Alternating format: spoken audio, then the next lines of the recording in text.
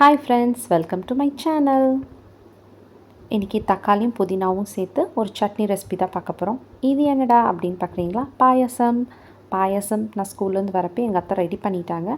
சரி, அதை கொஞ்சம் கிளறி விட்டு பக்கம் வந்தோன்னே ஆஃப் பண்ணிடுமான்னாங்க. சரி, ஓகே பண்ணிடலாம் அப்படின்னு சொல்லிட்டு ரெடி பண்ணிருந்தேன். சரி, நைட்டு டின்னருக்கு சட்னி ரெடி பண்ணிடலான்னு 3 பெரிய வெங்காயம் எடுத்திருக்கேன்.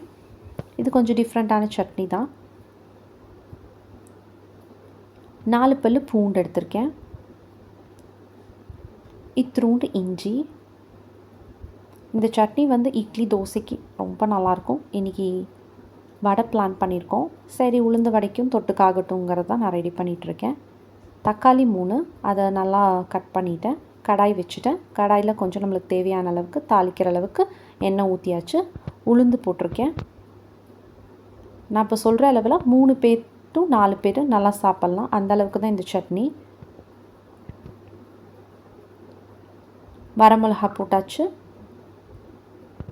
புளி கொஞ்சம் எடுத்து வச்சுருந்தேன், அதையும் போட்டுட்டேன். வெங்காயத்தையும் உள்ளே போட்டாச்சு. நல்லா வணக்கியாச்சு. நல்லா வணங்கட்டும்.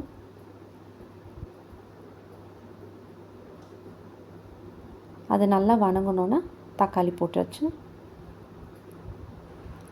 ஒரு கையளவுக்கு புதினாவும் கொத்தமல்லியும் சேர்த்துட்டேன். இதெல்லாமே நல்லா வணங்கட்டும்.